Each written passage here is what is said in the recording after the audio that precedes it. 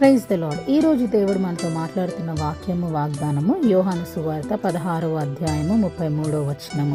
నాయందు మీకు సమాధానం కలుగునట్లు ఈ మాటలు మీతో చెప్పుచున్నాను. లోకంలో మీకు శ్రమ కలుగును, అయినను ధైర్యము తెచ్చుకొనిడి, నేను లోకమును జయించి ఉన్నాను. హల్లెలూయా.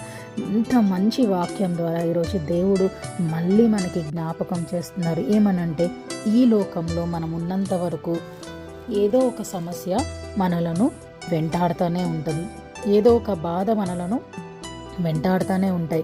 అది రోగమే కానీ, ఉద్యోగమే కానీ, మరి కుటుంబ సమస్యలే కానీ, అప్పులే కానీ, ఏదో ఒక సమస్య వస్తూనే ఉంటాయి. కానీ మనం ఒకటి జ్ఞాపకం చేసుకోవాలి. ఈ వాక్యం మనకి గుర్తు చేస్తుంది ఏంటి అంటే, మన సమస్యల కన్నా మనము నమ్మిన దేవుడు గొప్పవాడు.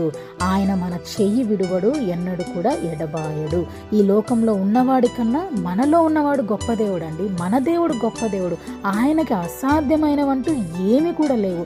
కాబట్టి మన దేవుడు గొప్పవాడని ఎప్పుడు కూడా నిత్యము కూడా మనము జ్ఞాపకం చేసుకుంటూ ఉండాలి. అప్పుడు మనము ఎప్పుడు కూడా చింతపడమంట. ఎందుకంటే చింత దేవుడికి దూరంగా మనల్ని ఉంచుతుందంట.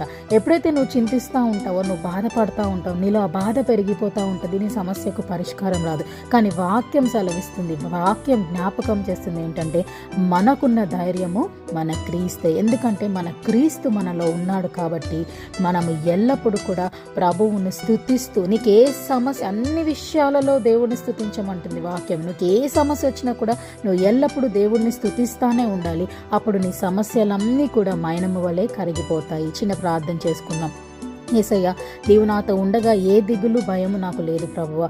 ఈ సమయంలో చింతిస్తున్న వారిని నువ్వు జ్ఞాపకం చేసుకో తండ్రి. వారికి కోల్పోయిన సంతోషమును, సమాధానమును మరలా మీరు దయచేయండి ప్రభువా.